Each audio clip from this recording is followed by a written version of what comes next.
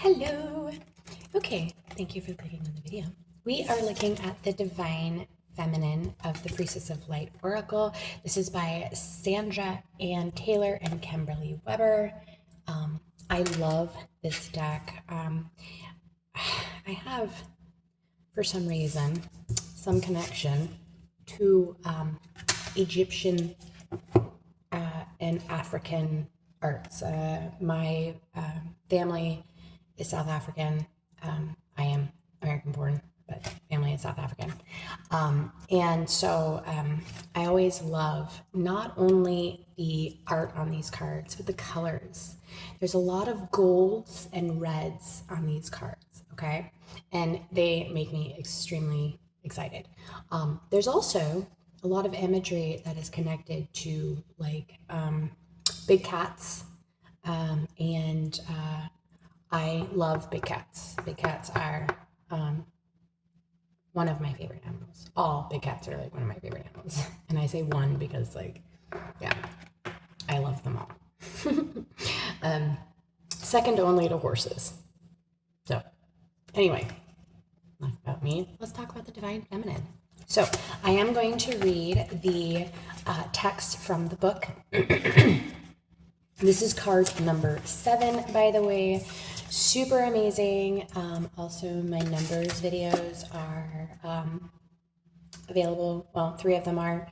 I am uploading them 3 a day. So 0, 1, and 2 are available today. 3, 4, 5 will be tomorrow. 5, 6, 7, 8, 9. No, yeah. They'll be in the next few days. Okay? All right. So number 7, Divine Feminine. Oh yeah, I was going to explain what 7 was. Squirrel. 7 is the number of spiritual alignment, spiritual ascension, spiritual awakening. 7 is an extremely awesome number. So it also is talking about, stepping into your power. And as the Divine Feminine, this is exactly what you need to do. Step into your power. Now, before I start reading this, your power is to receive, okay? And when we receive, we create an overflow of abundance. When we create an overflow of abundance, I've said this like 100 times, that's when we give, okay? So in America, we have a saying, pay it forward. Exactly. So fill that cup, let it overflow, and then once it overflows, give back. I believe 7 is also connected to humanitarianism. No, that's 9. Sorry. Okay, so Divine Feminine, magnetic, receptive power. This is the card of Isis, and she's bringing news of the deep reflection and increasing receptivity coming into your life. The Egyptian hieroglyphic symbol of the eagle represents spirit and the wisdom the soul brings to life. This eagle comes to rest upon her hands, bringing profound understanding. This card reveals a time of power, peace, and deepening clarity within you. For you. Yet underneath this quiet resonance, your magnetic energy is swirling in accelerated motion, creating a vortex of attraction within and around you. Your yin energy is on the rise. It's a restful yet dynamic time, and it may call for you to go inward to reflect on present situations, receive guidance, and make future plans. It's also a grounding time, one during which you, like Isis, choose to connect your own light with the gentle, supportive vibration of earth energy. There is a certain medicine in this conscious connection, ushering in balance and healing on many levels, including physical, emotional, and even financial issues. So allow yourself to open up to your own magnetic powers. This card could also herald the coming of a new woman into your life. This might be a close friend or a burgeoning romantic love. Your growing receptivity is likely to call in an important karmic relationship at this time. Be open to the lessons and meaningful connections that lie ahead. So before I talk about the affirmation, I want to do the affirmation last, okay? Before I talk about the affirmation, I want to make a very clear point here, okay? So your growing receptivity is likely to call in an important karmic relationship at this time. Okay, so let's talk about that, okay? You are glowing so bright, brighter than you've ever glowed in your life. If you're watching this video, see the hands, see how much light, see how much energy. This energy is around you. It is in you. It is pulsating through you. People can feel it, okay? Not all people have your best interest at heart. If you did not see my video the other day about love, I highly suggest you watching it, okay? So pretty words and a handsome feller does not equal love. Pay attention to the energy. If you have to, stop listening and feel. Force yourself to feel, okay? If you feel as though you are drained after you speak to someone, this is not a sign that this is your divine masculine. Be aware, okay? This is not to cause fear. This is only to be aware, okay? So pay attention also to, I heard this song while I was taking a shower. I'd never heard it before, but I was like, why? This is weird. He says, I'll clip your wings so you can sing for me. Huge red flag, okay? The whole song is like all about love, love, love, love, love. And then he says, I'll clip your wings so that you can sing for me. If anybody ever makes you feel like you cannot leave, or they tell you, I'm the best thing that will ever happen to you, you'll never get any better than me, this is a huge red flag. You have free will, and anyone who tries to trample on your free will does not belong in your energy. And trust me, some of them will try to bully their way back in, slamming into you whenever they possibly can. Don't allow it. Your energy is sacred. Your overflow goes to those who deserve it, not to those who will greedily take it. Love is not about taking. It is about receiving and giving. It's never about taking. As a matter of fact, we are conditioned to believe that taking is okay when we always say equal give and take. No, it's equal give and receive. I am very careful about saying receive, because if somebody is taking from you, this is against your free will. You have the right to say no. And if it upsets them when you set boundaries or say no, this is an issue. Disconnect. Walk away. Cut them off. Cut the cords. Do whatever you necessarily have to do. This is imperative, okay?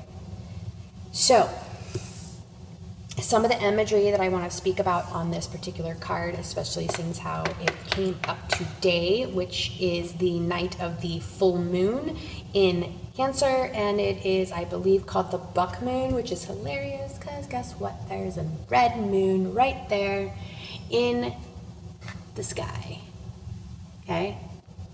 That is significant today. Also, this is the 7th month. This is the eagle, right? Okay, so Isis. Let's talk about Isis really quick. So Isis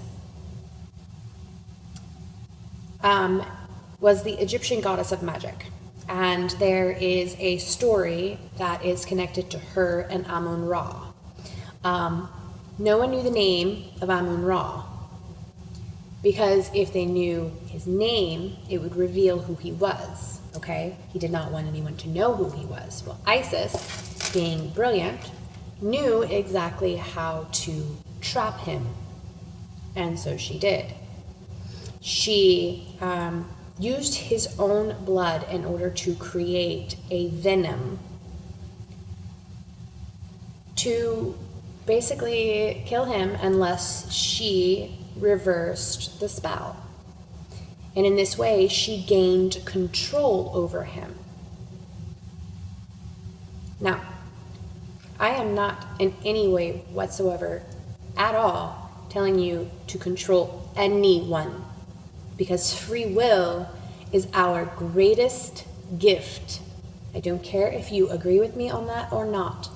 I firmly believe it is our greatest gift, because we have the choice to turn towards or away from love.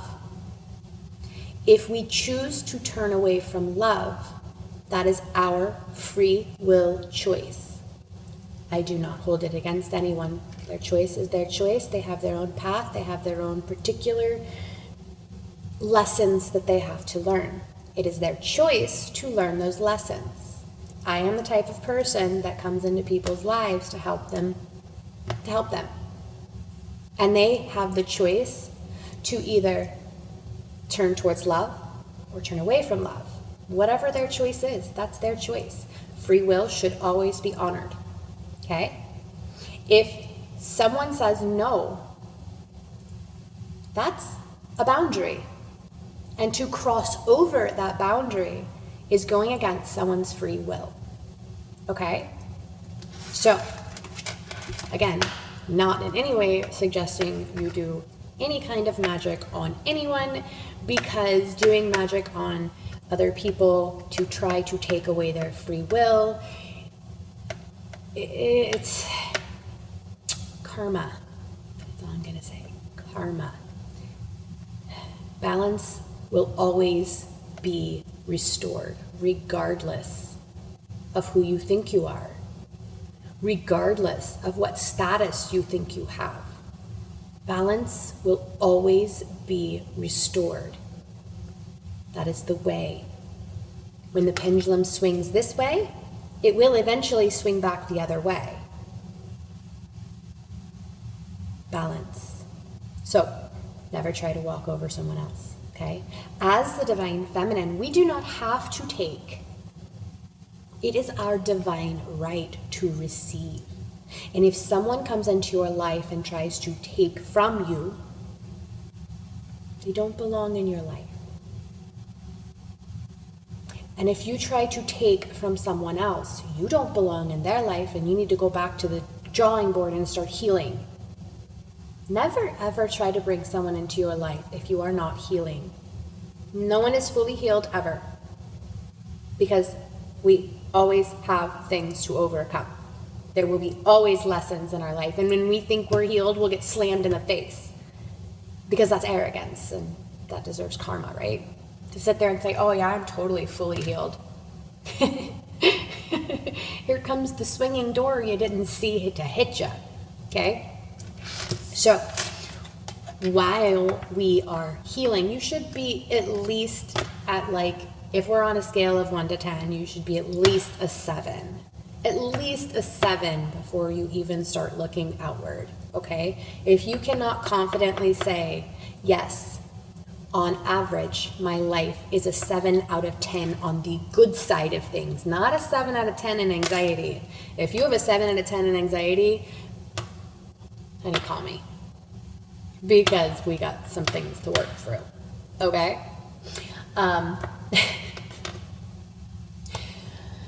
Whew. Okay, so back to the divine feminine. There's one more thing that I want to show you, that I want to draw to your attention, okay? The energy that is coming out of her hands, both are facing down towards the earth. Okay? This is extremely important. Now, you see the ring around her? That is her energy. That is her soul. That is around her, that is guarding her. I like to think of it as a bioenergetic field. This is the energy that surrounds her. Okay? She can absorb energy or shield herself from energy with that field. Now, the reason why both of her hands are pointed down is because the overflow should always go to Gaia first. Because we are here to help the earth. That goes into the energy field, the energy grid of earth. Love is 1,000 times more powerful than hate, which is why with love you can rebuke. Out of anger, it is not as powerful, right? So as the world is in chaos as it is, Gaia needs our love. Gaia needs our help. So take in the divine blessings, receive as you will, receive what is yours, and then from the overflow, give it to Gaia. Ground yourself into Gaia as much as possible. When I go for walks, I like to have one hand pointed up to take in the sunlight and one hand pointed down to give that to Gaia. It goes through me into my heart space, filters through my heart space, and then out my hand. This is me giving to Gaia. Okay? I believe... Oh, one more thing. I didn't see this until just now. There is another bird. Sorry, there's another bird there. That bird is the hawk, aka the Eye of Horus, meaning you have protection. As the divine feminine, you have protection. Okay, so before we go, the affirmation. We'll read this one line at a time to allow you time to repeat it. I open myself to the divine feminine within and around me. As I get in touch with the warmth of my spirit, my magnetism grows. Have a wonderful day. Bye.